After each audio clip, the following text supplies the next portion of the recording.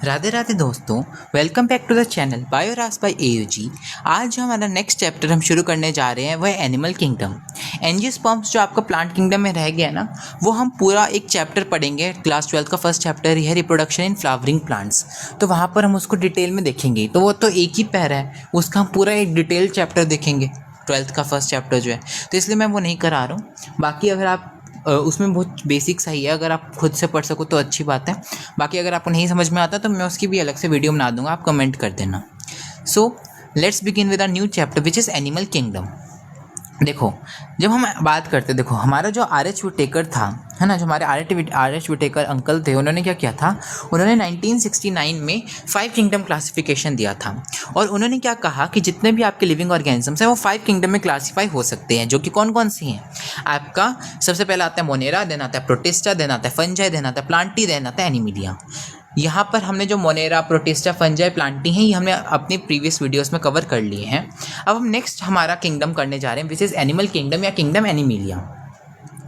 आपका जो kingdom Animalia है, देखो मैं शुरू करता हूँ। इसको हम ब्रॉडली 2 ग्रुप्स में डिवाइड कर सकते हैं। पूरे के पूरे किंगडम एनिमिलिया को हम ब्रॉडली 2 ग्रुप्स में डिवाइड कर सकते हैं। एक तो होते हैं आपके नॉन कोडेट्स और एक होते हैं आपके कोडेट्स। अभी नॉन कोडेट्स क्या होते हैं, देखो ये होते हैं नोटोकोड के बेसिस पे हमने डिवाइड किए हैं। नोटोकोड क्या होती है, देखो मैं आपको वैसे बता देता हूँ, अभी इसको हम डिटेल में देखेंगे। अगर आपको नहीं समझ में आता तो कोई बात नहीं, अभी इसको हम डिटेल में देखेंगे ही, बाद में भी देखेंगे। देखो नोटोकोड क्या होती है ना, एक मीजोडर्म, अभी मीजोडर्म क्या होती है वो हम देखेंगे। मीजोडर्म की डिराइव्ड एक रोड लाइक स्ट्रक्चर होती है, जैसे एक रोड लाइक है ना, आपने देखा है ना, वो डंडे जैसा स्ट्रक्चर होती है, रोड लाइक स्ट्रक्चर होती है, जो कि एम्ब्रियोनल स्टेज में बनती है। जब एम्ब्रियो होते हैं आप वॉर्म में, तब बनती है। और ये जो होती है ना, ये डोर्सल साइड पे प्रेजेंट होती है। जिन ऑर्गेनिजम्स में प्रेजेंट होती है उनमें डोर्सल साइड पे प्रेजेंट होती है। और हम ह्यूमंस में क्या होती हैं या फिर वर्टिब्रेट्स में क्या होती हैं, ये बाद में जाकर वर्टिब्रल कॉलम में कन्वर्ट हो जाती हैं। ठीक है, तो याद रखना, जिनमें नोटोकोड प्रेजेंट होती है उनको बोलते हैं हम कोडेट्स, और जिनमें ये एब्सेंट होती है उनको बोलते हैं नॉन कोडेट्स। अब देखो, हमने एक बात पढ़ी थी कि पॉट क्लीन और family get sick. Kingdom, phylum, class, order, family, genus, species, ये आपका टेक्सोनॉमिक कैटेगरीज की क्या होती है, एक ऑर्डर होती है। ठीक है, अब देखो यहाँ पर किंगडम के बाद क्या आता है, जब हम एनिमल्स के लिए बात करते हैं फाइलम आता है, प्लांट्स के लिए डिवीजन आता है किंगडम के बाद, यहाँ पर क्या आता है फाइलम। यानी किंगडम के अंदर क्या होते हैं, फाइलम्स होते हैं। तो अगर हम बात करें जो आपके नॉन कोडेट्स होते हैं ना, इनके अंदर टोटल 10 फाइलम्स आते हैं। और जो आपका कोडेटा होता है, कोडेट्स होते हैं, वो आपका 11th फाइलम होता है, जो अलग होता है। ठीक है, जो 10 फाइलम होते हैं, इन सबको हम मिलाकर एक कॉमन ग्रुप में हम ले लेते हैं विच इज़ नॉन कोडेट्स। ठीक है, इन सबको हम एक कॉमन ग्रुप में ले लेते हैं विच इज़ नॉन कोडेट्स, क्योंकि इन सब के पास क्या होती है, नोटोकोड एब्सेंट होती है। आपके पास सिर्फ एक ही फाइलम है कोडेट्स जिनके पास नोटोकोड प्रेजेंट होती है। बाकी जो इससे पहले 10 के 10 फाइलम्स हैं, इन सब के पास नोटोकोड एब्सेंट होती है। इसलिए इन सबको हम मिलाकर एक कॉमन ग्रुप में रख लेते हैं विच इज़ नॉन कोडेट्स। तो हम इसलिए कह रहे हैं कि नॉन कोडेट्स जो है उनके अंदर 10 फाइलम्स आती हैं। नॉन कोडेट्स जो ग्रुप है इसके अंदर 10 फाइलम्स आती है। तो इन सब के पास क्या है, नोटोकोड एब्सेंट है। इन सब के पास जो है नोटोकोड एब्सेंट है। ठीक है, तो ये 10 के 10 फाइलम जो है वो कहाँ आते हैं, आपके नॉन कोडेट्स में आते हैं, क्योंकि इन सबके पास क्या है, नोटोकोड एब्सेंट। तो कौन कौन से हैं 10 फाइलम, देखो इसके नाम ना, मैं देखो इसकी कोई ट्रिक नहीं है मेरे पास, क्योंकि मैंने इसको ऐसे याद किया था। आप इसको बार बार रेपिटेशन में बोलोगे ना, आपको याद हो जाएगा। कैसे, पोरीफेरा, सिलेंट्रेटा या नाइडेरिया, देन आता है टिनोफोरा, देन आता है Platyhelminthes, Aschelminthes, Annelida, Arthropoda, Mollusca, Echinodermata, Hemichordata. So Porifera, Coelenterata या Cnidaria, Ctenophora, Platyhelminthes, Aschelminthes, Annelida, Arthropoda, Mollusca, Echinodermata, Hemichordata. 4-5 दिन इसको लगातार बोलोगे ना इसी ऑर्डर को, 10 नाम है, बार बार बोलोगे इसी को, इजी नाम है, ऐसे मुश्किल भी नहीं है कोई, आपको याद हो जाएगा, इसी सीक्वेंस में याद हो जाएगा, इसकी कोई ट्रिक की ज़रूरत भी नहीं होती। तो ये 10 फाइलम होते हैं, आपको इसी ऑर्डर में याद रखने हैं, क्योंकि हम ऐसा मानते हैं कि पहले पोरीफेरा आया, फिर सिलेंट्रेटा या नाइडेरिया आया, फिर टिनोफोरा आया, फिर प्लेटीहेलमिंथेस आए, फिर एस्केलमिंथेस आए, फिर एनालिडा आए, फिर आर्थ्रोपोडा आए, फिर मोलस्का आए, फिर इकाइनोडर्मेटा आए, फिर हेमिकोडेटा आए, फिर आपके कोडेट्स आए। तो हम ऐसा मानते हैं, तो इसलिए आपको इसी ऑर्डर में इसको याद रखना है। अब ये हमने पढ़ी क्लासिफिकेशन। अब इस क्लासिफिकेशन का आधार क्या है, किस आधार पर, किस बेसिस पर हमने क्लासिफिकेशन की है, पहले हम वो पढ़ेंगे, फिर हम एक एक करके हर एक फाइलम को डिटेल में पढ़ेंगे। तो देखो, आते हैं बेसिस ऑफ क्लासिफिकेशन पे। तो आपके पास कौन कौन से बेसिस ऑफ क्लासिफिकेशन है?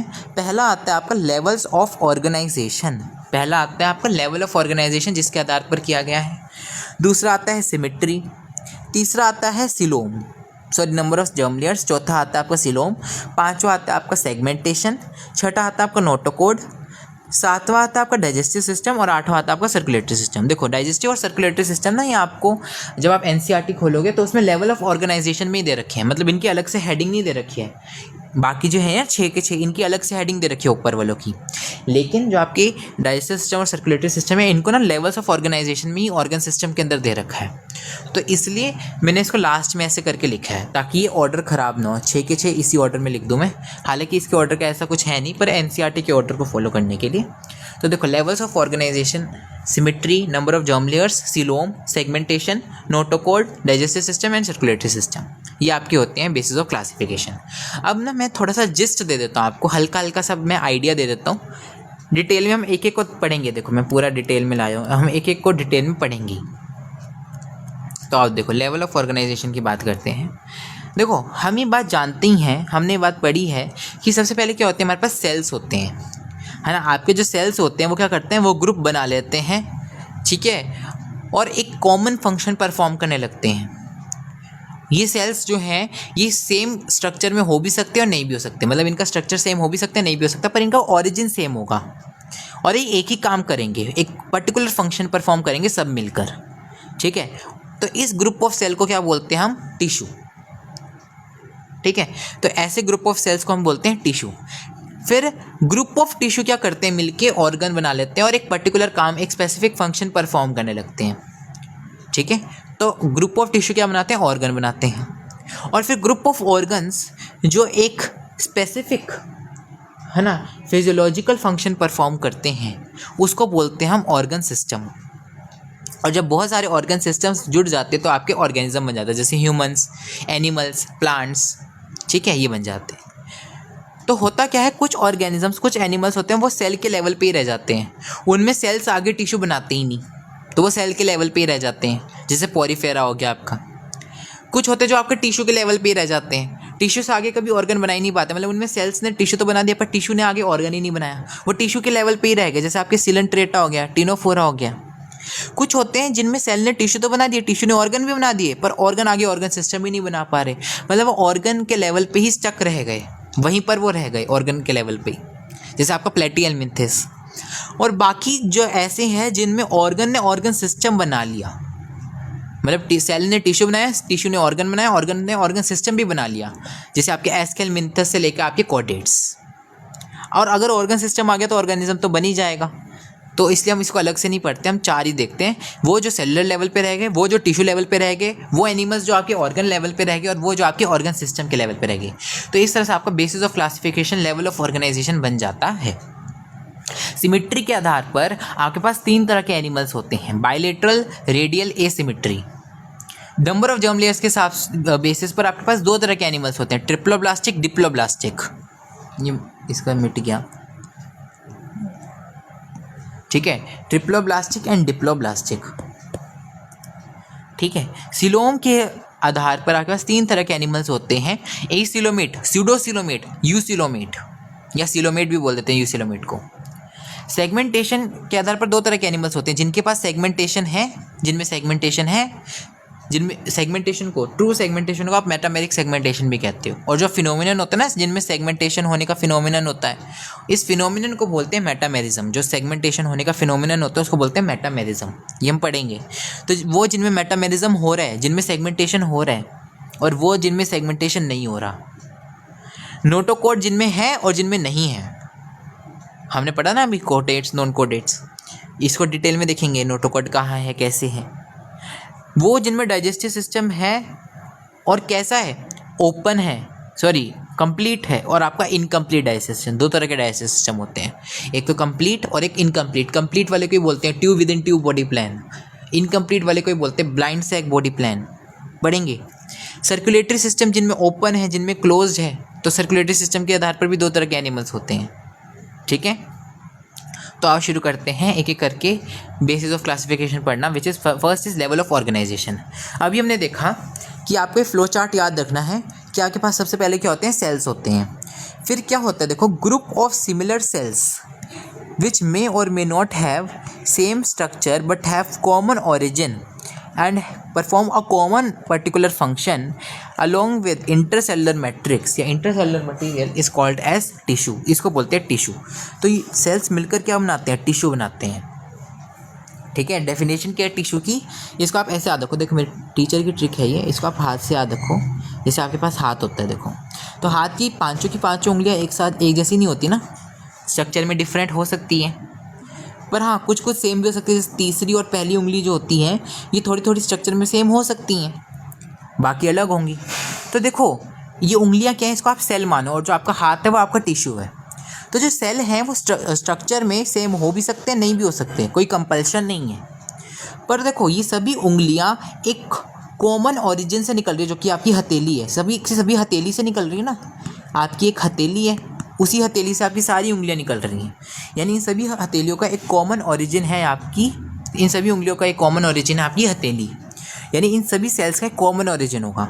और जब आप इन सभी उंगलियों को आपस में मिला दोगे तो क्या बन जाएगी, मुट्ठी, जिसे आप मुक्का मार सकते हो। तो एक कॉमन पर्टिकुलर फंक्शन परफॉर्म कर रहे हैं, से सभी मुक्का मारने का काम कर रहे हैं, एक पर्टिकुलर फंक्शन परफॉर्म कर रहे हैं। तो ऐसे याद रख लो, इसको बोलते हो आप सेल्स, इसको बोलते हैं आप group of cells which is tissue. और इन सभी सेल्स के बीच में क्या होगा, इंटरसेलुलर मैट्रिक्स भी होगा, कुछ बीच में मटेरियल प्रेजेंट होगा। इसको बोल देंगे हम इस पूरे ग्रुप को क्या बोल देंगे हम, टिश्यू। तो group of similar cells which may और may not have same structure but have common origin है, उनका सोर्स सेम है, वो एक ही ओरिजिन से बन रहे हैं सारे सेल्स, और वो एक ही काम कर रहे हैं। और इन सब सेल्स के बीच में कुछ इंटरसेलुलर मटेरियल भी पड़ा है, इनके बीच में कुछ मटेरियल भी पड़ा है। तो इस ग्रुप ऑफ सेल्स को क्या बोलते हैं हम, टिश्यू। ये टिश्यू की डेफिनेशन हो गई। ठीक है, टिश्यूज़ क्या मिलके बनाते हैं, ग्रुप ऑफ टिश्यू जो एक स्पेसिफिक फंक्शन परफॉर्म कर रहे हैं। देखो ग्रुप ऑफ टिश्यूज़ जो कि स्पेशलाइज्ड है for performing a particular function, इसको क्या बोलते हैं हम, ऑर्गन। इसी को बोलते हैं हम ऑर्गन। ऑर्गन की डेफिनेशन क्या है, ग्रुप ऑफ टिश्यू जो कि एक पर्टिकुलर फंक्शन परफॉर्म करने के लिए स्पेशलाइज्ड है। ठीक है, फिर ये ऑर्गन क्या करते हैं, ये जो बहुत सारे ऑर्गन्स, ठीक है, जब वो एक पर्टिकुलर फिजियोलॉजिकल फंक्शन, एक स्पेसिफिक फिजियोलॉजिकल फंक्शन परफॉर्म करते हैं, तो वो जो फंक्शनल सिस्टम बनता है उसको बोलते हैं हम ऑर्गन सिस्टम। तो group of organs, organ system की डेफिनेशन क्या है, group of organs associated to form functional systems, है ना। ग्रुप, देखो ऑर्गन सिस्टम क्या है, ये ग्रुप ऑफ ऑर्गन्स हैं जो कि एसोसिएट हुए हैं, एक साथ आए हैं ताकि वो एक फंक्शनल सिस्टम बना सके, इसी को हम ऑर्गन सिस्टम बोलते हैं। और हर एक सिस्टम जो होता है, हर एक ऑर्गन सिस्टम जो होता है वो एक स्पेसिफिक फिजियोलॉजिकल फंक्शन परफॉर्म करता है। जैसे डाइजेस्टिव सिस्टम का काम क्या है, खाना पचाना, है ना। आपका जो रेस्पिरेटरी सिस्टम है उसका काम क्या है ना, हवा को अंदर बाहर ले जाना आपकी बॉडी के, है ना, एटमॉस्फेयर के साथ एक्सचेंज करना ऑक्सीजन को और कार्बन डाइऑक्साइड को। ये आपका रेस्पिरेटरी सिस्टम का काम है। आपके सर्कुलेटरी सिस्टम का काम क्या है, आपकी जो इंपॉर्टेंट चीज़ें उनको सेल्स तक पहुंचाना, और जो वहाँ पर अननेसेसरी चीज़ें बन रही है सेल्स में उनको वहाँ से निकाल कर, है ना, उनको बॉडी से बाहर निकालना। तो मतलब सर्कुलेटरी सिस्टम का काम है चीज़ों को सर्कुलेट कराना बॉडी में।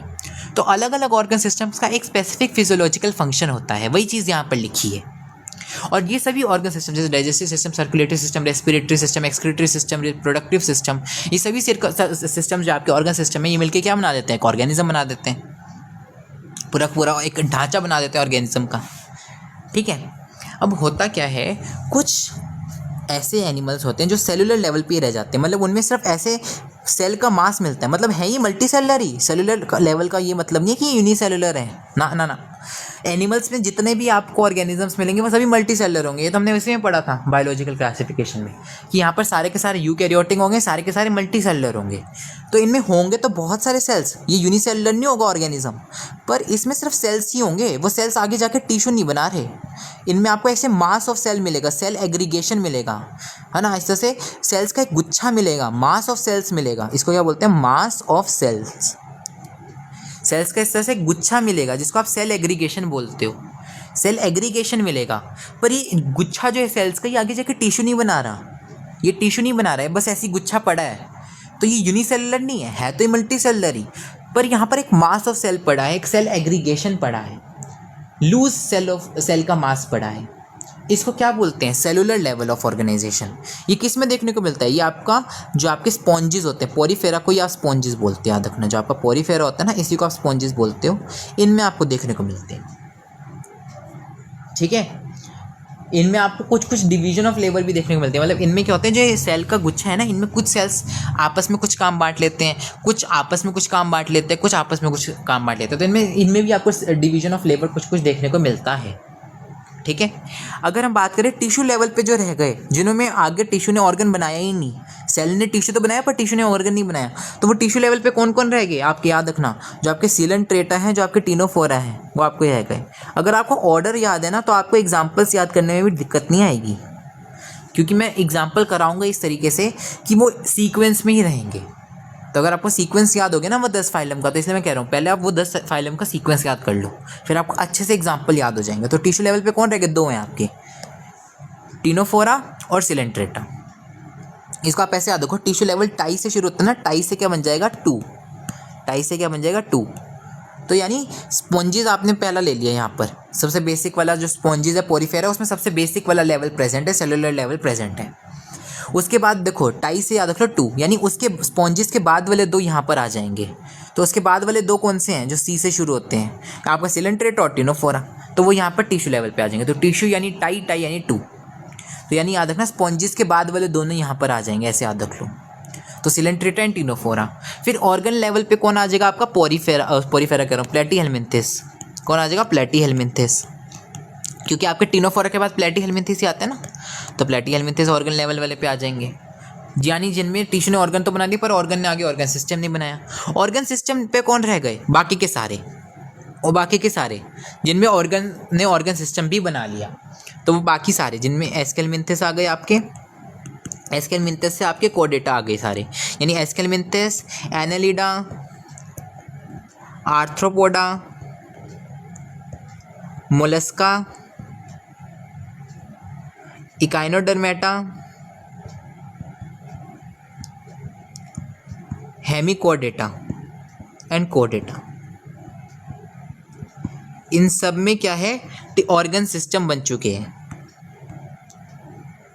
हम जो आते हैं वो कोडेटा के अंदर आते हैं, हम ह्यूमंस। ठीक है, हम देखेंगे अभी। देखो ये आपको समझ में आ गया ऑर्गन सिस्टम, सॉरी आपको ये लेवल ऑफ ऑर्गेनाइजेशन समझ में आ गया। कुछ है जो सेल पे रह गए, कुछ टिश्यू पे रह गए, कुछ ऑर्गन पे रह गए, कुछ ऑर्गन सिस्टम पे रह गए। सेलुलर लेवल पे कौन है, पोरीफेरा स्पॉन्जेस। टिश्यू लेवल पे कौन है, दो हैं, किसके बाद दो, पोरीफेरा के बाद वाले दो, यानी सिलेंट्रेटा, टिनोफोरा। ऑर्गन लेवल पे कौन है, आगे का एक लिख दो, है ना, टिनोफोरा के बाद प्लेटीहेल्मिन्थेस आता है, एक लिख दो बस यहाँ पर, तो आपको प्लेटीहेल्मिन्थेस। फिर ऑर्गन सिस्टम लेवल पे आके बाकी के बचे हुए आगे। ठीक है, फिर आता है आपके पास, देखो नेक्स्ट एनसीईआरटी ये बात कहती है कि जो आपके ऑर्गन सिस्टम्स होते हैं ना, ये भी डिफरेंट ग्रुप्स ऑफ ऑर्गेनिजम्स में, डिफरेंट ग्रुप ऑफ एनिमल्स में वेरियस पैटर्न ऑफ कॉम्प्लेक्सिटीज़ रखते हैं। मतलब ये जो सिर्फ देखो ऐसा नहीं है कि आपका यहाँ पर इन सब के पास ऑर्गन सिस्टम आ गए तो अब इनके पास ऑर्गन सिस्टम एक जैसे ही होंगे। वो कह रहे हैं कि देखो ऑर्गन सिस्टम जो लेवल पे आपके पास एनिमल्स है ना, जिनमें ऑर्गन सिस्टम आ चुका है, इनमें भी कुछ जो आपके शुरू वाले हैं जैसे एस्केल्मिन्थेस, एनालिडा वगैरह, इनमें थोड़ा basic type of organ system मिलेगा और बाद वालों में थोड़ा और कॉम्प्लेक्स होता रहेगा। मतलब इनमें भी अलग अलग पैटर्न ऑफ कॉम्प्लेक्सिटीज़ देखने को मिलती है। कुछ में थोड़ा बेसिक सा ऑर्गन सिस्टम लेवल है और कुछ में थोड़ा कॉम्प्लेक्स ऑर्गन सिस्टम है। ठीक है, तो वो कह रहे हैं देखो ये जो ऑर्गन सिस्टम पे है ना, ऑर्गन सिस्टम लेवल पे जो इतने सारे एनिमल्स हैं, उनमें भी ऑर्गन सिस्टम के अंदर ही अलग अलग तरह से कॉम्प्लेक्सिटीज़ हैं। किन्हीं में बेसिक तरह का ऑर्गन सिस्टम है, किन्हीं में बहुत एडवांस तरीके का ऑर्गन सिस्टम है। जैसे यहाँ पर दो ऑर्गन सिस्टम्स की बात की है, एक तो डाइजेस्टिव सिस्टम और आपका सर्कुलेटरी सिस्टम। दो ऑर्गन सिस्टम्स के एग्जाम्पल्स इन्होंने बात समझाई है। जैसे इन्होंने समझाया है, देखो कि जो हम बात करते हैं डाइजेस्टिव सिस्टम की, डाइजेस्टिव सिस्टम जो होता है वो दो तरह का होता है। एक होता है आपका इनकम्प्लीट और एक होता है आपका कंप्लीट। एक होता है इनकम्प्लीट डाइजेस्टिव सिस्टम, एक होता है कंप्लीट डाइजेस्टिव। नाम से समझ में आ रहा है, इनकम्प्लीट डाइजेस्टिव सिस्टम पूरी तरह से बन नहीं पाया, तो यहाँ पर एक ही ओपनिंग रह गई, दो ओपनिंग बन ही नहीं पाई, हमारे अंदर क्या होता है, देखो हमारे अंदर जो डाइजेस्टिव सिस्टम है वो कंप्लीट है, ऐसा सोचो। तो उसमें क्या होता है, एक आपके पास माउथ होती है और एक आपके पास एनस होती है, जिससे आप एक्सक्रीटा बाहर निकालते हो, है ना, जिससे आप जो आपका फीकल मैटर होता है वो बाहर निकालते हो, जो आपका अनडाइजेस्टेड फूड होता है वो बाहर निकालते हो। तो एक तो आपका माउथ होता है, एक एनस होती है, तो हमारे पास कंप्लीट डाइजेस्टिव सिस्टम है। तो कंप्लीट डाइजेस्टिव सिस्टम में क्या होता है, 2 ओपनिंग्स होती हैं। लेकिन इनकम्प्लीट क्या है, यानी जहाँ पर आपका डाइजेस्टिव सिस्टम इनकम्प्लीट रह गया, पूरा बन नहीं पाया, यानी उसमें सिर्फ एक ही ओपनिंग बन पाई, दूसरी बनने का टाइम नहीं मिला, तो ऐसे को बोलते हैं इनकम्प्लीट डाइजेस्टिव सिस्टम। तो इसमें क्या होता है, सिर्फ एक ही ओपनिंग होती है, वही सिंगल ओपनिंग माउथ की तरह भी एक्ट करती है, वही सिंगल ओपनिंग एनएस की तरह भी सर्व करती है। तो देखो, it has only single opening to the outside of the body that serves as both mouth and anus. उसी से खाना अंदर भी जाएगा और उसी से जो अनडाइजेस्टेड वेस्ट है वो बाहर भी निकलेगा। ठीक है, इस तरह के बॉडी प्लान को ब्लाइंड सैक बॉडी प्लान बोलते हैं। क्यों? सैक यानी बोरी, बोरी को सैक बोलते हैं। तो एक बोरी जैसा नहीं स्ट्रक्चर लग रहा आपको, जैसे बोरी, एक बोरी जैसा स्ट्रक्चर नहीं लग रहा, बोरी नहीं होती जिसमें आलू वगैरह रखते हैं, बोरी जैसा स्ट्रक्चर लग रहा है। ब्लाइंड यानी, क्योंकि देखो इसमें दूसरी तरफ से बंद है, तो इसके लिए इसको ब्लाइंड बोल रहे हैं हम, क्योंकि दूसरी तरफ से बंद है ना, ये खुला हुआ नहीं है, तो इसलिए ब्लाइंड बोल रहे हैं। तो ब्लाइंड सैक बॉडी प्लान बोलते हैं इसी को हम। ये किन में देखने को मिलता है आपको, ये आपको देखने को मिलता है सिलेंट्रेटा में,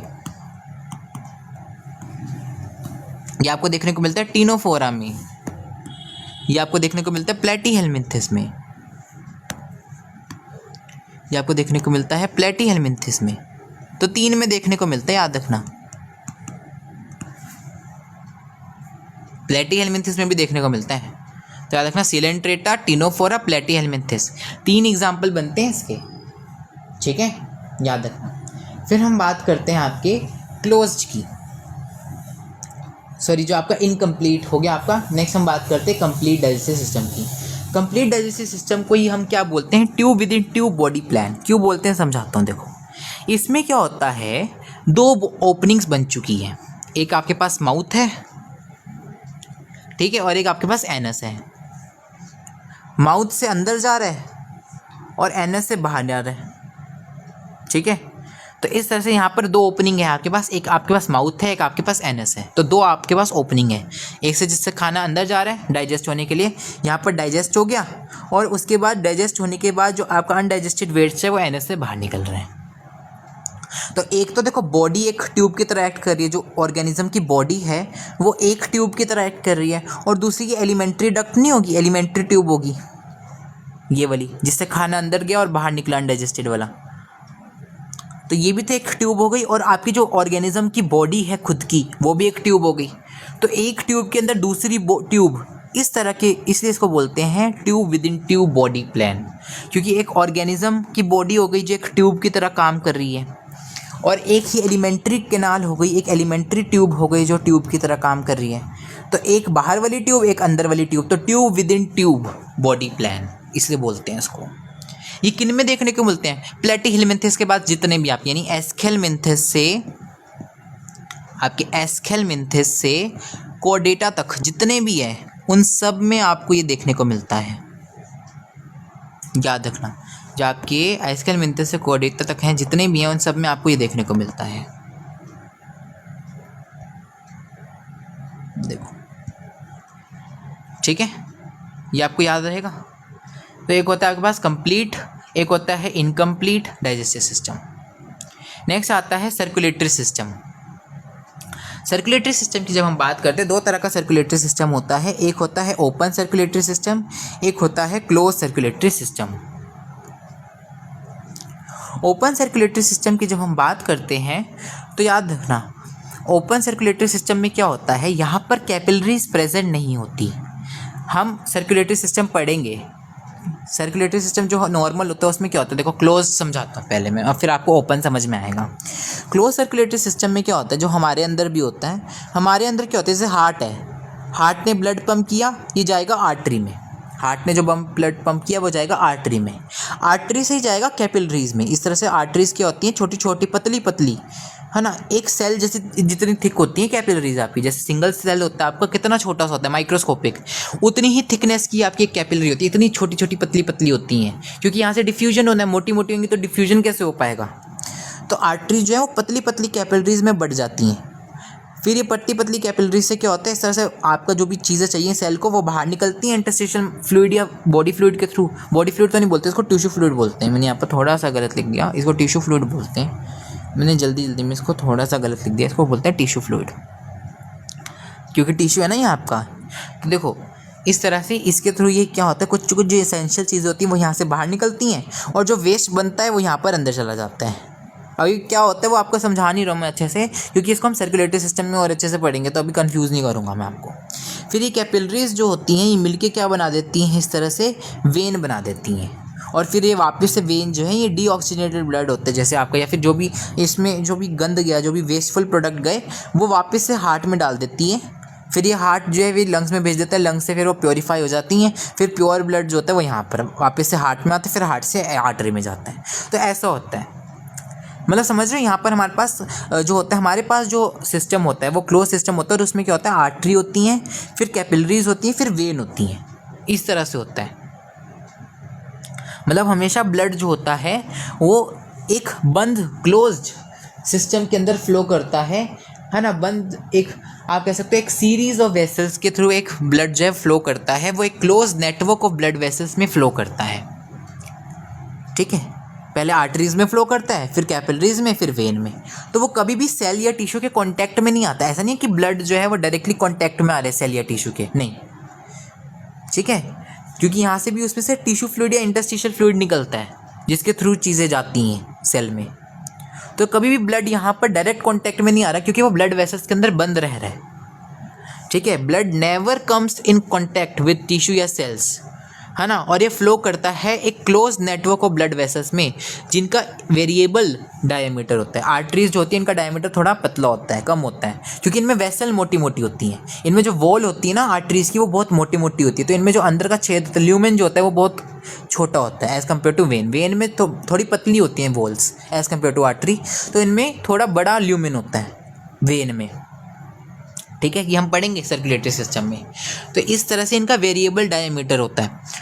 तो याद रखना यहाँ पर क्या होता है, क्लोज सर्कुलेटरी सिस्टम में ब्लड हमेशा एक close network of blood vessels में फ्लो करता है, और इस तरह से वो कभी भी सेल्स के टिश्यू के कांटेक्ट में नहीं आता।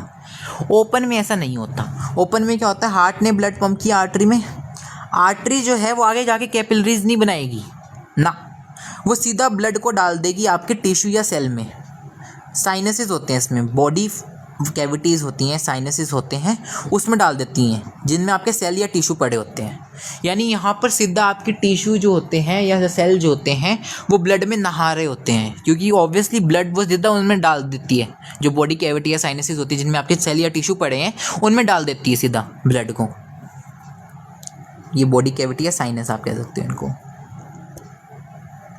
इनमें डाल देती है ब्लड को, जिनमें आपके सेल या टिश्यू पड़े। तो सेल या टिश्यू सीधा नहा रहे हैं ब्लड में ऐसे ऐसे। इमेजिन करो कि ऐसे सेल पड़े और उनके ऊपर शावर गिर रहा है ब्लड का, तो ऐसे वो नहा रहे हैं। तो उसी से इनको चीज़ें मिल जाएंगी जो इनको चाहिए, और जो वेस्टफुल प्रोडक्ट्स ये बना रहे हैं वो इसी में उस ब्लड में डाल देंगे वापस, और वो ब्लड वापस वेन के थ्रू ब्लड हार्ट में आपका वापस आ जाएगा। तो यहाँ पर बेसिकली कैपिलरीज नहीं होती। देखो यहाँ पर कैपिलरीज नहीं है, यहाँ पर जो सेल और टिश्यू हैं वो डायरेक्टली कांटेक्ट में आ रहे हैं ब्लड के, और कांटेक्ट में क्या आ रहे हैं, वो नहा रहे हैं ब्लड में। तो ये आपका ओपन, नाम से समझ आ रहा है, खुला है सब कुछ, क्लोज, सब कुछ बंद बंद है। ठीक है, तो open circulatory system, close circulatory system. देखो आपको ना क्लोज के एग्जांपल याद रखने हैं बस। ठीक है, क्लोज सर्कुलेटरी सिस्टम आपको किन में देखने को मिलता है, ACC, इसको आप ऐसा याद रख लो, ACC में देखने को मिलता है। ठीक है, किन में देखने को मिलता है, ACC में देखने को मिलता है। ए से आएगा आपके पास एनेलिडा, ये आपको याद रखना है एनेलिडा। सी से आपको याद रखना है कोडेटा, और दूसरे सी से आपको याद रखना है सिफेलोपोड, सिफेलोपोडा। अब आप बोलोगे सिफेलोपोडा तो हमने पढ़ा ही नहीं। देखो मोलस्का के अंदर एक ग्रुप होता है, उसको बोलते हैं सिफेलोपोडा। ये हम पढ़ेंगे जब हम मोलस्क्स पढ़ेंगे ना, उसमें हम पढ़ेंगे मोलस्क्स जो होते हैं उनके अंदर एक फर्दर ग्रुप होता है सिफेलोपोडा। तो मोलस्क्स जो होते हैं पूरे के पूरे वैसे तो सर्कुलेटरी सिस्टम में आते हैं मोस्टली, जो उसके ऑर्गेनिजम्स होते हैं वो ओपन सर्कुलेटरी सिस्टम में आते हैं, पर उसमें एक ग्रुप होता है मोलस्क के अंदर सिफेलोपोड्स, जो कि जिनके अंदर क्लोज सर्कुलेटरी सिस्टम होता है। ठीक है, तो वैसे मोलस्क जो होते हैं वो ओपन में आते हैं, ओपन सर्कुलेटरी सिस्टम में आते हैं, पर उसमें एक एक्सेप्शन होता है, ग्रुप होता है सेफेलोपोड्स का, जिसमें आपके ऑक्टोपस आते हैं, ऑक्टोपस वगैरह आते हैं इसमें। तो इनमें क्या होता है, इस तरह से याद रखो, इनमें क्लोज सर्कुलेटरी सिस्टम होता है। बाकी जितने भी मोलस्क होते हैं उनमें आपको क्लोज ओपन सर्कुलेटरी सिस्टम देखने को मिलता है। बाकी दो आपको एग्जाम्पल याद रखना, एनालिडा एंड कोर्डेटा। देखो एनालिडा यहाँ पर बाजी मार गया, है ना, ये शुरू में ही आता है। देखो आप पढ़ते हैं ना, Porifera, Coelenterata, Ctenophora, Platyhelminthes, Aschelminthes, Annelida. देखो एनालिडा शुरू में ही आता है, इसमें क्लोज सर्कुलेटरी सिस्टम आ गया। क्लोज सर्कुलेटरी सिस्टम को हम एडवांस मानते हैं क्योंकि वो कोर्डेटा में देखने को मिलता है। हमें क्लोज सर्कुलेटरी सिस्टम में इसको हम एडवांस्ड मानते हैं, हम अपने आप को तो एडवांस्ड ही मानेंगे ना। तो इसलिए देखो एनालिडा शुरू में ही आता है, वो तब भी क्लोज सर्कुलेटरी सिस्टम ले गया। और इसके बाद आने वाले ऑर्गेनिजम्स मोलस्का, आर्थ्रोपोडा, वो ओपन में ही आते हैं, याद रखना। ये बाजी मार गया एनालिडा यहाँ पर। तो एग्जाम्पल क्या ओपन के, आर्थ्रोपोडा तो आपको याद ही रखना है, बाकी जितने भी आपके रिमेनिंग होंगे ना वो सारे इसी में आएंगे, जैसे आपके सिलेंट्रेटा, टिनोफोरा, प्लेटीहेल्मिंथस, है ना, एस्केलमिंथस, ठीक है। एनालिडा तो चलो इधर आ गया, ठीक है। आर्थ्रोपोडा, मोलस्का, ठीक है, मोलस्का में भी एक्सेप्ट आपका सिफेलोपोडा, है ना, सिफेलोपोडा आपके क्लोज में आएगा, ठीक है। मोलस्का आ गया, देन आपका इकाइनोडर्म्स आ गया, आपका हेमिकोडेटा आ गया, इकाइनोडर्मेटा, हेमिकोडेटा। तो देखो ये बाद में आते हैं एनालिडा से, लेकिन फिर भी इनके पास ओपन है, जो कि इतना एडवांस्ड फीचर नहीं माना जाता। क्लोज सर्कुलेटरी सिस्टम को एडवांस माना जाता है। वो एनालिडा जो है वो बाजी मार गया यहाँ पर, याद रखना। अर्थवॉर्म्स वगैरह इनके अंदर क्या होता है, क्लोज सर्कुलेटरी सिस्टम होता है, ठीक है, याद रखना। तो फिर हम बात करते हैं सिमिट्री की। सिमिट्री के आधार पर 3 तरह के एनिमल्स होते हैं आपके पास। एक होते हैं एसिमिट्री, एक होते हैं रेडियल सिमिट्री, और एक होते हैं बायलेटरल सिमिट्री, ठीक है। ठीक है, जो एसिमेट्रिकल है, जिनके पास कोई सिमिट्री नहीं है, एक है जिनमें सिमिट्री ही सिमिट्री है, और एक है जिनमें थोड़ी सी सिमिट्री है, एक ही सिंगल प्लेन में सिमिट्री है। तो एसिमेट्री वो होते हैं, एसिमेट्रिकल ऑर्गेनिजम्स वो होते हैं जिनमें किसी भी प्लेन पे आप उनको बांट लो, डिवाइड कर दो, वो इक्वल हाफ्स में बटेंगे ही नहीं। कोई भी प्लेन उसमें से गुजार दो, वो इक्वल हाफ्स में बटेंगे ही नहीं, वो होते हैं एसिमेट्रिकल। जैसे आपके स्पॉन्जेस, याद रखना, आपके जो स्पॉन्जेस होते हैं वो मोस्टली आपके एसिमेट्रिकली होते हैं। मैं स्पॉन्जेस का ये डायग्राम लाया हूँ यहाँ पर, पोरीफेरा का। स्पॉन्जेस को या पोरीफेरा बोलते हैं, बार बार नहीं बताऊँगा मैं, याद रख लो इसको, ठीक है।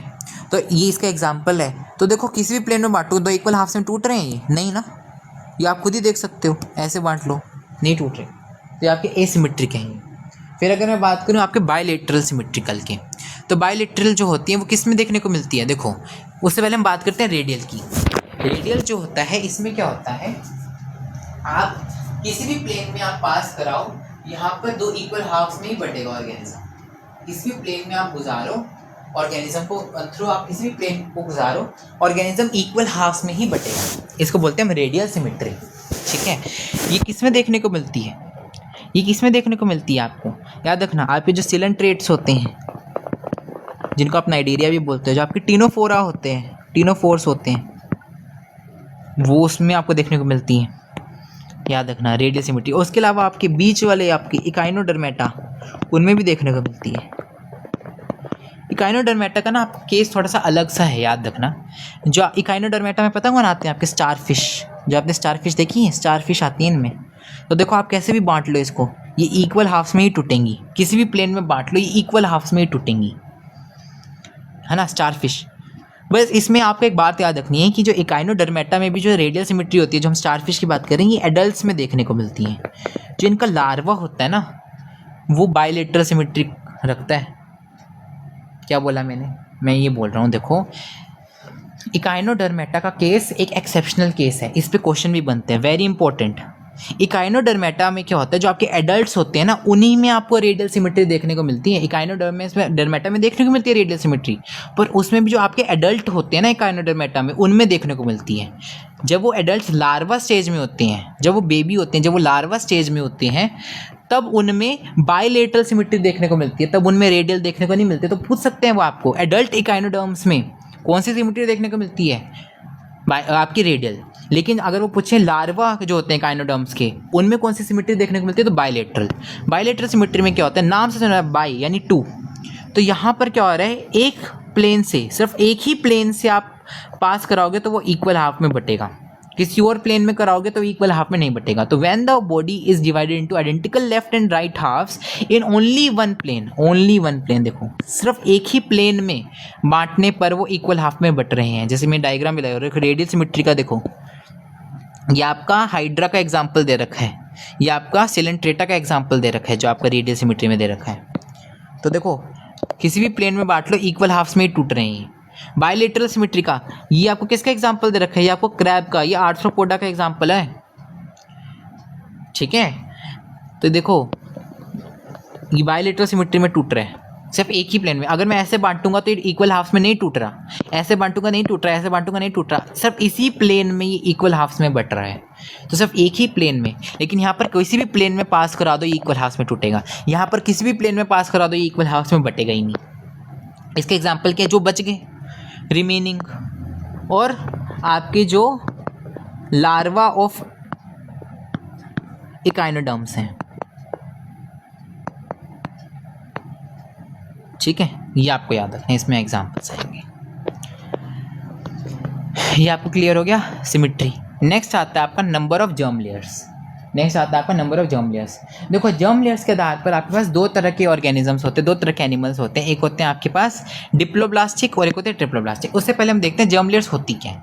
देखो जब हम ना अपने एग्जाम्पल से समझते हैं, ठीक है, जब हम मदर की वॉर्म में होते हैं ना, तो हम जैसे हम दिखते हैं ना अभी, या फिर हम एम्ब्रियो जैसे जो दिखते हैं वो बाद में दिखते हैं, हमारे ऑर्गन्स वगैरह बाद में बनते हैं।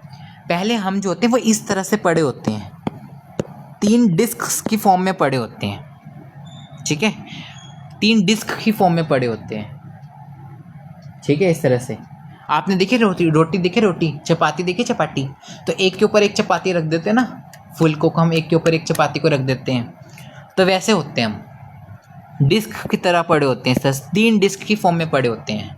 इन्हीं से आगे जाके आपके ऑर्गन्स वगैरह बनते हैं। तो जो ऊपर वाली, इनको बोलते हैं हम जर्म लेयर्स। जो ऊपर वाली होती है सबसे, इसको बोलते हैं हम एक्टोडर्म, इसको बोलते हैं हम एक्टोडर्म। बीच वाली को बोलते हैं मीजोडर्म, और जो अंदर वाली होती है इसको बोलते हैं हम एंडोडर्म। ये सभी एनिमल्स में होती हैं, मतलब मैं कह रहा हूँ, मतलब इस तरह से जो जर्म लेयर्स के नाम है ना, ये आपको सिर्फ ह्यूमंस में नहीं देखने को मिलते, ये आपको अदर एनिमल्स में भी जर्म लेयर्स के ऐसे ही नाम देखने को मिलते हैं। सब में तीनों तो नहीं होती, पर हाँ नाम ऐसे ही देखने को मिलते हैं बाकी के जो एनिमल्स होते हैं उनमें भी।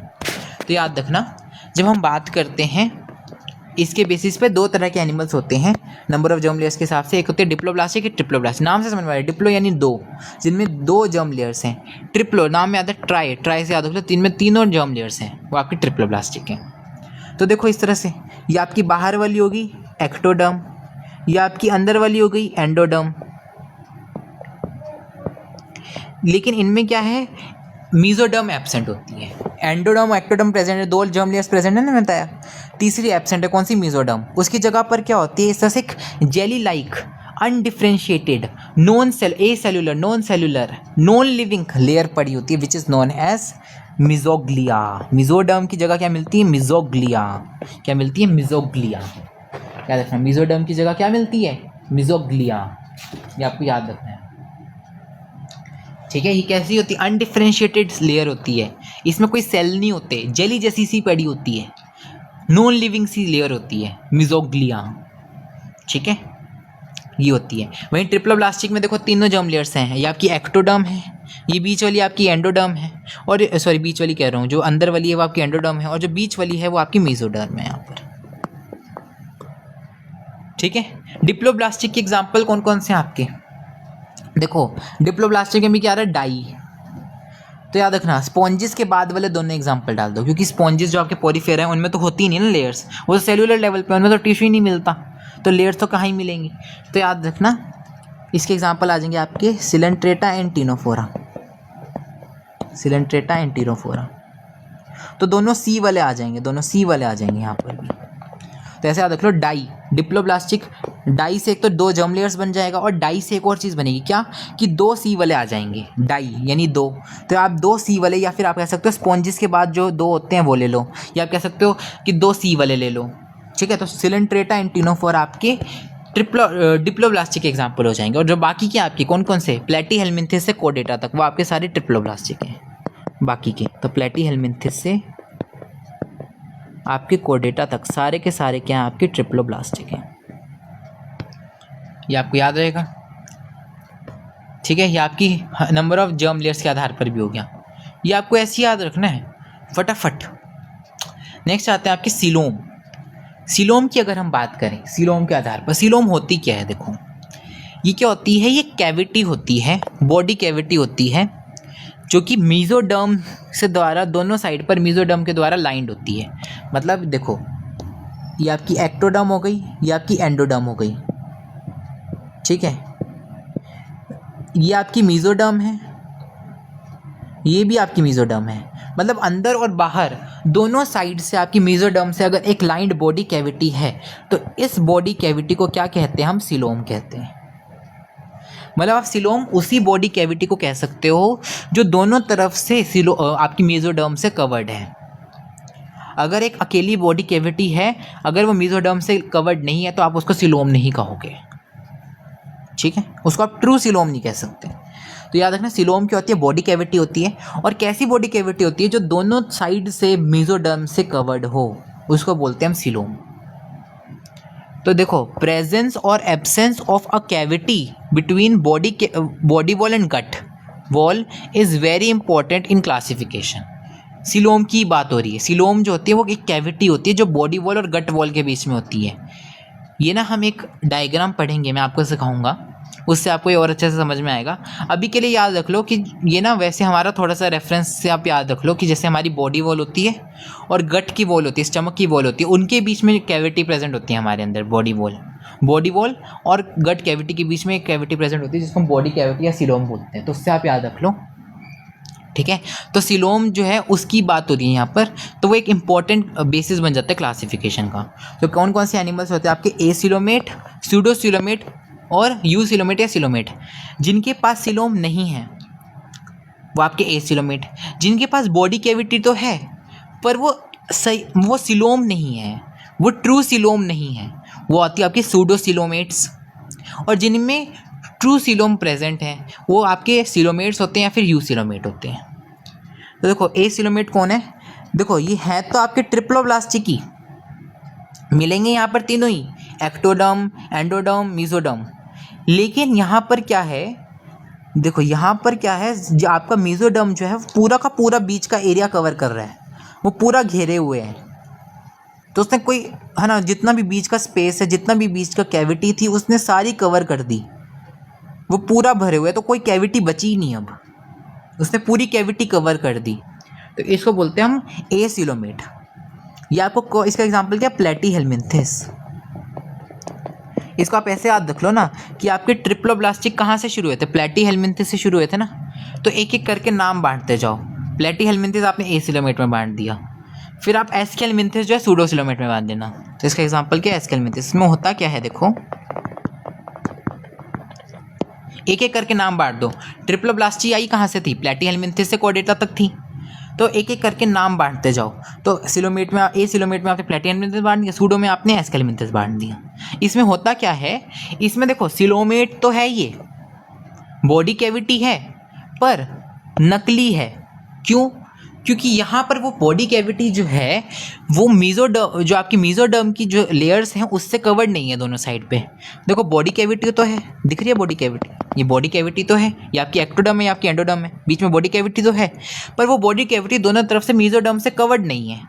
तो इसको बोलते हैं हम स्यूडोसीलोम, और ऐसे ऑर्गेनिजम्स को बोलते हैं हम स्यूडोसीलोमेट्स। मीजोडर्म की जगह पर यहाँ पर पाउचेस पड़े होते हैं, मीजोडर्म के यहाँ पर क्या पड़े होते हैं, मीजोडर्म के ही पाउचेस पड़े होते हैं। इस तरह से दिख रहे हैं पाउचेस, इस तरह से पाउचेस पड़े होते हैं मीजोडर्म के। इसके एग्जाम्पल क्या है, एस्केलमिन्थेस। और जिनमें ट्रू सीलोम प्रेजेंट है उनको सीलोमेट्स या यू सीलोमेट्स बोलते हैं। जिसका एग्जाम्पल क्या है आपका, इसका एग्जाम्पल आपके बच्चे में सारे आगे। एस्केलमिन्थेस के बाद क्या आता है आपके एनालिडा, तो एनालिडा से आपके कोर्डेटा तक। तो देखो यहाँ पर इधर भी आपके मीजोडर्म है, इधर भी आपके मीजोडर्म है। तो ये जो बॉडी कैविटी है दोनों तरफ से मीजोडर्म के लेयर से कवर्ड है। तो इसको क्या बोल देंगे हम, यू सीलोम। और ऐसे ऑर्गेनिजम्स को क्या बोल देंगे हम, जिनके पास यूसिलोम है, यूसिलोमेट्स या सिलोमेट्स। ठीक है, तो यहाँ पर देखो ये बाहर वाली क्या है आपकी एक्टोडर्म, ये अंदर वाली क्या है एंडोडर्म, और जो पिंक से दिखाई है मैंने ये आपकी मेसोडर्म है। तो मेसोडर्म यहाँ पर बॉडी कैविटी को दोनों तरफ से कवर कर रही है, तो बॉडी कैविटी यहाँ पर क्या हो गई यूसिलोम, और ऐसे ऑर्गेनिजम्स को बोलते हैं यूसिलोमेट। इसके एग्जाम्पल क्या है, एस्केलमिंथस के बाद जितने भी आते हैं वो सारे आपके यूसिलोमेट्स हैं, जैसे एनालिडा से लेकर कोडेटा तक, यानी बचे हुए सारे। नेक्स्ट आते हैं आपकी सेगमेंटेशन की बात आती है। देखो सेगमेंटेशन की बात आती है, सेगमेंटेशन की हम बात करते हैं। देखो एनसीईआरटी का मैं थोड़ा सा कट ऑफ भी लाया हूँ। देखो in some animals the body is externally and internally divided into segments with the serial repetition at least some organs. For example in earthworm the body shows this pattern called as metameric segmentation and the phenomenon is called as metamerism. देखो segmentation क्या होता है, जब आपकी body segmented होती है ना, जब आपकी बॉडी अलग अलग सेगमेंट्स में डिवाइडेड होती है उसको बोलते हैं हम सेगमेंटेशन। क्या बोला, जब एक और एनिमल की बॉडी डिवाइडेड होती है सेगमेंट्स में, कुछ पोर्शंस में बटी होती है ना, अलग अलग पोर्शंस में अलग अलग सेगमेंट्स में बटी हुई होती है, तो उसको बोलते हैं हम सेगमेंटेशन। ठीक है, ट्रू सेगमेंटेशन को बोलते हैं हम मेटामेरिक सेगमेंटेशन। जो आपकी ट्रू सेगमेंटेशन होती है उसको बोलते हैं मेटामेरिक सेगमेंटेशन, और जो फॉल्स सेगमेंटेशन होती है उसको क्या बोलते हैं हम, सूडो सेगमेंटेशन। देखो अब हम बात करते हैं जो आपकी मेटामेरिक सेगमेंटेशन होती है, जो सेगमेंटेशन होती है वो तीन तरह की होती है। या तो सिर्फ बाहर बाहर सेगमेंटेशन हो रखी है एक्सटर्नल सेगमेंटेशन, या फिर बाहर से तो सेगमेंटेशन दिख नहीं दी है पर अंदर बॉडी के अंदर सेगमेंटेशन है तो इंटरनल सेगमेंटेशन, और बॉडी के बाहर और अंदर दोनों तरफ जो है वो सेगमेंटेशन हो रखी है, बाहर भी सेगमेंटेशन दिख रही है और अंदर भी सेगमेंटेशन है, तो both external and internal segmentation तीन तरह की होती है। एक्सटर्नल सेगमेंटेशन किन में देखने को मिलती है, आपके आर्थ्रोपोड्स में। इंटरनल सेगमेंटेशन किन में देखने मिलती है, हम में, कोडेटा में। और बोथ किन में देखने को मिलती है, एनसीईआरटी कहते हैं देखो अर्थवर्म यानी एनालिडा में। अर्थवर्म किस में आता है, एनालिड्स में आता है, तो एनालिडा में। तो यहाँ पर आपको याद रखना है AAC, वहाँ पर आपने ऊपर AACC की थी, क्लोज सर्कुलेटरी सिस्टम में ACC की थी, यहाँ पर आप याद रख लो AAC, एनालिडा, आर्थ्रोपोडा, कोडेटा। कोडेटा के अंदर इंटरनल सेगमेंटेशन है, यानी इनमें हम बाहर नहीं है अंदर है सेगमेंटेशन। आर्थ्रोपोडाज में अंदर नहीं है, बाहर मतलब अंदर है पर बाहर वो दिख रही है अच्छी तरह से, तो एक्सटर्नल सेगमेंटेशन ज़्यादा अच्छे से दिख रही है वहाँ पर। और एनालिड्स में जब हम बात करते हैं तो इंटरनल और एक्सटर्नल सेगमेंटेशन दोनों दिख रही है अच्छी तरह से, दोनों हैं वहाँ पर। ठीक है, अंदर से भी वो बटे हुए दिख रहे हैं अच्छी तरह से और बाहर भी अच्छे से बटे हुए हैं, तो वो है आपकी एनालिडा। सूडो सेगमेंटेशन देखो एनसीईआरटी में नहीं दे रखा, ये देखो ये तीनों किसके एग्जाम्पल है, ट्रू सेगमेंटेशन के एग्जाम्पल है, मतलब यहाँ पर सच में सेगमेंटेशन हो रखी है। सूडो सेगमेंटेशन का आपको एनसीईआरटी में कोई एग्जाम्पल नहीं दे रखा है, बस आप इसका वैसे एग्जाम्पल याद रख लो, वो होता है टेपवर्म। ठीक है, जो आपका टीनिया सोलियम होता है, टेपवर्म का साइंटिफिक नेम होता है टीनिया सोलियम। टेपवर्म जो होता है उसमें आपको सूडो सेगमेंटेशन या फॉल्स सेगमेंटेशन देखने को मिलती है, बस ये याद रख लो, ऐसा एनसीईआरटी में देने रखा। एक बात याद रख लो कि जो सूडो सेगमेंटेशन होती है वो टेपवर्म में होती है, और ये तीनों जो है वो ट्रू सेगमेंटेशन के एग्जाम्पल्स हैं। तीन तरह के होते हैं, है ना, ट्रू सेगमेंटेशन या metameric segmentation, external segmentation, internal segmentation, both internal and external segmentation. और इस फिनोमिनन को क्या बोलते हैं, मेटामेरिज्म। किन में होती है वो हमने देख लिया, एक्सटर्नल जो होती है वो आर्थ्रोपोडा में होती है, इंटरनल जो होती है वो कोडेटा में होती है, और दोनों इंटरनल और एक्सटर्नल वो किन में होती है आपकी, वो होती है आपकी किसमें, आपकी किसमें होती है, बताओ जल्दी जल्दी बताओ, आपकी एनालिडास में होती है। नेक्स्ट हम बात करते हैं नोटोकोड की, ये हमारी सेगमेंटेशन हो गई। नेक्स्ट हम बात करते हैं नोटोकोड की, इसलिए यहाँ पर मैं एनसीईआरटी का थोड़ा सा यहाँ पर ले आया हूँ डायग्राम, देख रहे हो एनसीईआरटी का डायग्राम। तो ये एनसीईआरटी का डायग्राम है। नोटोकोड क्या होती है, नोटोकोड क्या होती है याद रखना, एक ना मेसोडर्म की बनी हुई रॉड लाइक स्ट्रक्चर होती है नोटोकोड। ठीक है, जो कि कहाँ प्रेजेंट होती है, ये डोर्सल साइड पे प्रेजेंट होती है, और एक कब बनती है, एम्ब्रियोनिक स्टेज में बनती है एनिमल्स में। ठीक है, जैसे देखो यहाँ पर ये आपका कोडेटा का एग्जाम्पल है, ये आपका किसका एग्जाम्पल है, कोडेटा का एग्जाम्पल है। ठीक है, ये आपका कोडेटा का एग्जाम्पल है। यहाँ पर आपको दिख रहा होगा ये नोटोकोड मार्क है ना, ब्लैक से दिख रही है, नोटोकॉड मार्क है ब्लैक से, ठीक है। तो ये कहाँ प्रेजेंट है? डोर्सल साइड पे तो प्रेजेंट है। ये वेंट्रल साइड है, ये डोर्सल साइड है, ये वेंट्रल साइड है, ये डोर्सल साइड है। तो डोर्सल साइड पे आपकी नोटोकॉड प्रेजेंट होती है। ये मेसोडर्म की बनी हुई होती है। अभी हमने 3 लेयर्स पढ़ी, एंडोडर्म, एक्टोडर्म, मेसोडर्म। ये मेसोडर्म की बनी हुई होती है और ये रोड लाइक होती है। देखो दिख रही है रोड जैसी सी, डंडे जैसी काली वाली जो आपको ये दिख रही है, ये आपकी काली के नीचे वाली, ये दिख रही है ऑरेंज वाली, ये आपकी नोटोकॉड है। रोड जैसी सी है, डंडे जैसी सी है, दिख रही है, जिस सरिया होता है, डंडा होता है, वैसा दिख रही है आपको ये नोटोकॉड। रोड जैसी होती है, डोर्सल साइड पे होती है और ये एम्ब्रियोनिक स्टेज में डेवलप होती है। जिनके पास नोटोकॉड प्रेजेंट होती है उनको हम कोडेट्स बोलते हैं। जैसे आपका ये जो डायग्राम दे रखा है, कोडेटा का दे रखा है, कोडेटा कैरेक्टरिस्टिक्स दिखा रखा है, देखो कोडेटा की कैरेक्टरिस्टिक्स, ये आपका कोडेटा का डायग्राम गिवन है। जिनमें नोटोकॉड प्रेजेंट होती है वो आपके कोडेट्स होते हैं, ठीक है। और जिनमें एब्सेंट होती है उनको नॉन कोडेट्स बोलते हैं। देखो मैं ना यहाँ पर वो भी लाया हूँ, टेबल दे रखे हैं बाद में एनसीईआरटी में, खोलना आगे जाके बोथ, ठीक है। देखो लिखा हुआ है कोडेट्स, इनमें नोटोकॉड प्रेजेंट है, नॉन कोडेट्स में नोटोकॉड एब्सेंट है। लिखा है कोडेट्स में कोडेट्स जो होते हैं उनमें नोटोकॉड प्रेजेंट है और जो आपके नॉन कोडेट्स है उनमें नोटोकॉड एब्सेंट है, दे रखे हैं। तो ये आपको याद रखना है, ठीक है। ये आपको ये बात याद रखनी है। कोडेट्स में आपको मैंने बता ही दिया, ठीक है। नोटोकॉड प्रेजेंट है। और ये आपके जो आपके नॉन कोडेट्स हैं उनमें कौन कौन से आते हैं? आपके पॉरीफेरा आते हैं, है ना। आपके पास क्या आते हैं? सिलेंटेटा आते हैं, टिनोफोर आते हैं। आपके पूरा सीक्वेंस दोबारा से रिपीट करो मेरे साथ। प्लैटीहेल्मिंथेस आते हैं, है ना। एस्केलमिंथेस आते हैं, एनालिडा आता है, आर्थ्रोपोडा आता है, ठीक है।